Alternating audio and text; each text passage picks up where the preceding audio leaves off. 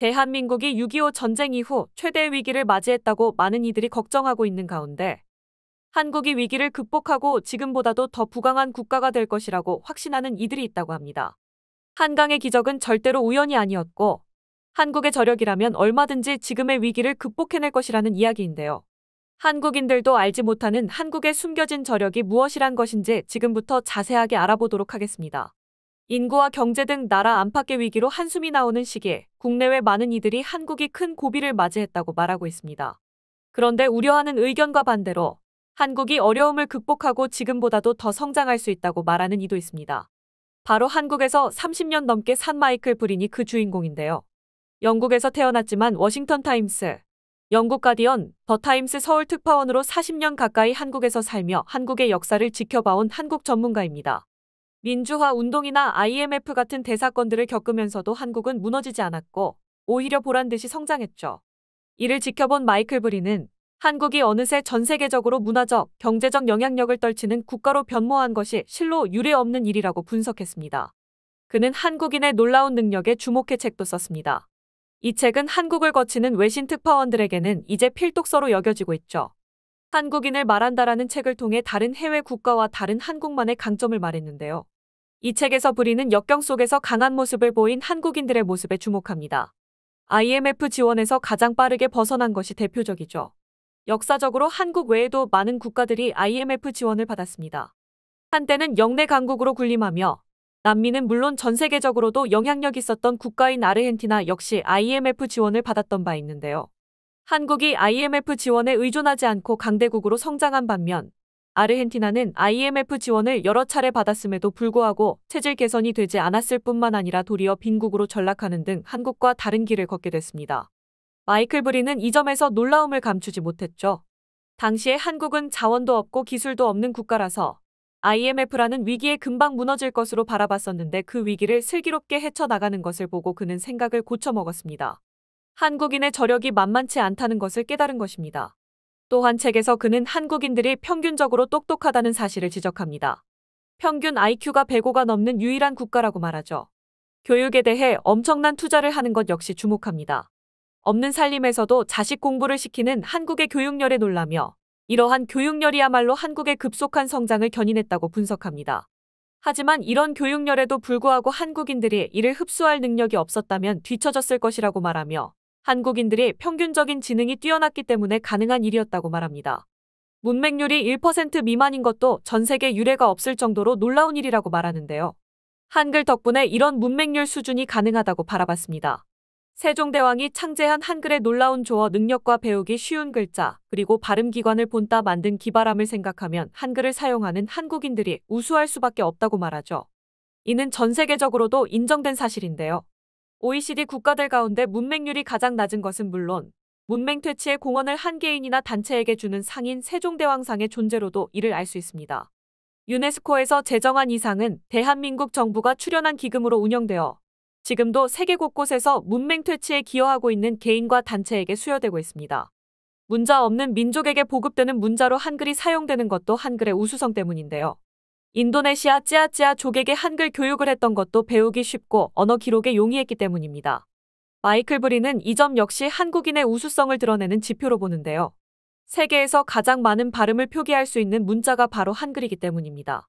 한글은 24개 문자로 1만 1천 개의 소리를 표현할 수 있지만 중국의 한자나 일본의 히라가나의 경우 각각 최대 400개, 300개 정도의 소리밖에 표현하지 못합니다.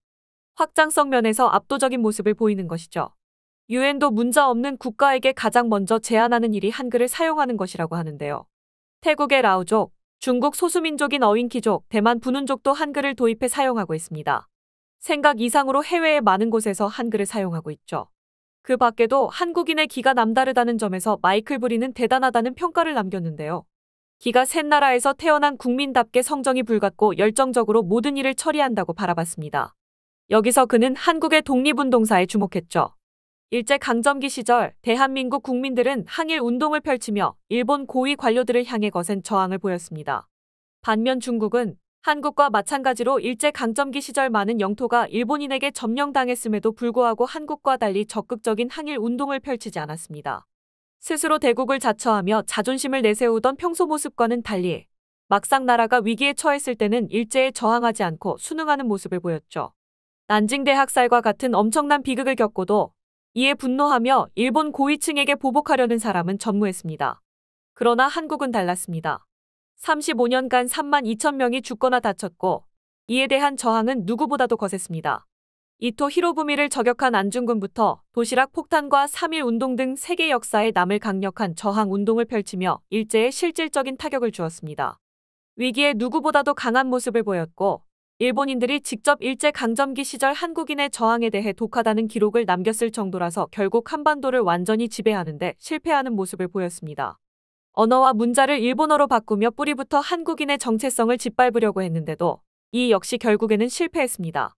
제국주의의 시대를 거치며 많은 아프리카 국가나 동남아시아 국가가 서구 열강의 지배로 인해 서구 생활상에 동화된 것과는 다른 모습이었습니다. 우리는 한국인이 부지런한 민족이라는 평가도 남겼습니다. 세계 금융계를 휩쓸고 있는 유태인들은 똑똑한 것도 모자라 새벽에 일어나서 저녁 늦게까지 일하는 걸로 유명한데요. 이런 유태인들보다 더 독한 민족이 한국인이라고 바라봤습니다. 실제로 멕시코에 이어 노동시간 2위를 기록할 정도로 잡 없는 나라라고 하면 대한민국이 빠질 수 없죠. 지금은 이런 장시간 노동에 대해 부정적인 시각이 강하지만 그 덕분에 빠르게 성장할 수 있었다는 것은 부정할 수 없는 사실입니다. 그는 한국인들이 까칠하면서 정보에 있어서 누구보다도 빠르다고 말했죠. 선진국 사람들의 주눅들지 않는 점 역시 특이하다고 평가했습니다. 소위 말해 샛놈들을 향해 놈이라는 말을 붙인다고 말하죠. 중국인들을 떼놈이라고 말하거나 일본인들을 외놈이라고 말하는 것이 대표적입니다. 경제적, 군사적인 부분에 있어서도 대한민국의 성과는 놀랍다고 마이클 브린은 평가하는데요. 특히 그가 주목한 부분은 바로 군사 분야입니다. 누구나 인정하듯이 세계 최강대국인 미국은 육해국 모든 분야에 있어 압도적인 자금과 기술로 세계 군사력을 리드하는 국가인데요. 이 미국을 상대로 제대로 버틸 수 있는 국가는 지구상에 존재하지 않습니다. 보통 몇 시간 안에 박살나거나 형체도 없이 사라질 수 있어 감히 미국을 상대로 전쟁한다는 것은 상상도 할 수 없는 일이죠. 그러나 만약 미국과 전쟁을 하게 된다고 가정했을 때 3일 이상 미국의 공세를 막을 수 있는 국가로 마이클 브린은 대한민국을 꼽았습니다. 세계에서 8개 국가가 3일 동안 미국을 상대로 버틸 수 있다고 바라봤는데 그중 하나로 한국이 꼽힌 것이죠. 벙커가 많고 산악지형으로 둘러싸여 있어 미국 병력이 쉽게 점령할 수 없는 것도 있지만 무엇보다 한국의 강력한 군사력 때문에 가능하다고 바라봤는데요. 미국의 군사력 평가기관 글로벌 파이어파워가 2024년 보고서를 내면서 세계 국가의 군사력 순위를 매긴 결과 한국이 무려 5위로 평가를 받으며 전통적인 군사 강대국인 미국과 중국에 이어 높은 평가를 받은 국가가 되었습니다. K방산이라는 말이 이제는 낯설지 않을 정도로 자랑스러운 군사력을 보유하고 있기에 이 같은 평가가 나온 것이라 볼 수 있죠.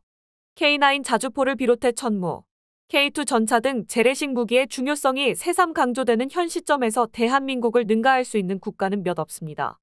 해외 수출에 있어서도 한국 무기는 고평가를 받으며 없어서는 안 되는 존재로 세계 방산 시장에서 몸값이 오르고 있습니다.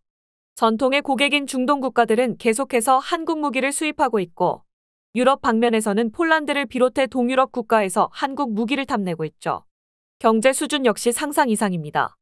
마이클 브린이 책을 썼을 당시만 하더라도 한국 경제는 일반적인 선진국 수준에 이를 것이라고 바라봤지만 지금은 그 예측을 더욱 뛰어넘는 모습을 보이고 있습니다.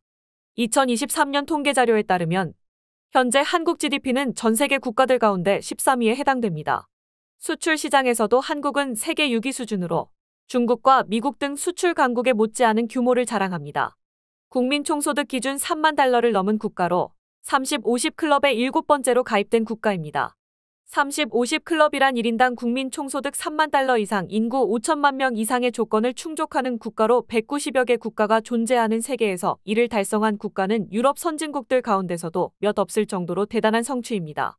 글로벌 국력 순위에서도 한국은 6위에 오르는 기염을 토했습니다.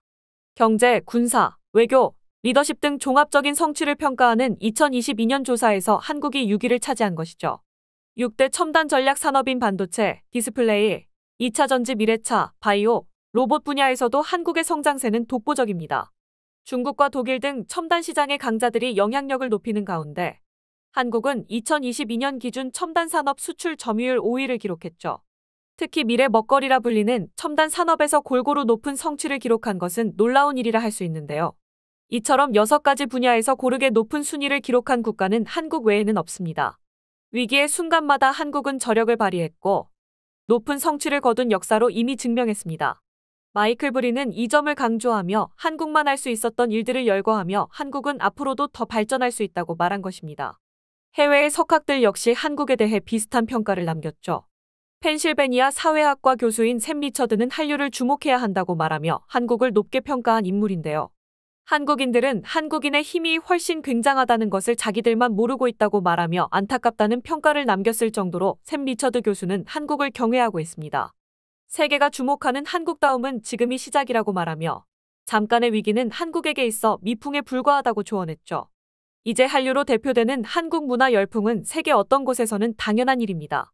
일본인들이 한국 아이돌을 동경하는 것은 물론 한국 문화를 앞서서 따라하는 것들이 대표적이죠. 한국이 과거 90년대 일본 문화를 무작정 따라했던 것이 무색하게 2020년대 들어서는 오히려 일본에서 한국어나 한국 문화를 쉽게 찾아볼 수 있습니다. 일상 속에서 한국을 체험하는 것이 어렵지 않아진 것입니다. 남미에서도 케이팝을 부르는 청소년들이 길거리를 돌아다니는 것을 쉽게 볼 수 있고 아프리카에서도 어렵지 않게 한국어를 할 수 있는 사람을 만날 수 있을 만큼 한국의 영향력은 점점 높아져가는 상황. 심지어는 의료 부문에 있어서도 중동의 왕실 사람들이 의료 관광은 물론 한국 기술을 배우고자 의료인들을 보내는 정도입니다. 이처럼 한국의 영광의 시대는 아직 찾아오지도 않았습니다. 세계 곳곳에 선한 영향력을 행사하는 대한민국. 대한민국이 스스로의 저력을 믿고 그 능력을 발휘해 현재의 위기를 극복하고 새로운 전성기를 맞이하길 기원해 보겠습니다. 끝까지 시청해 주셔서 감사합니다. 도움이 되셨다면 좋아요를, 다른 이야기도 궁금하시면 구독을 눌러주세요.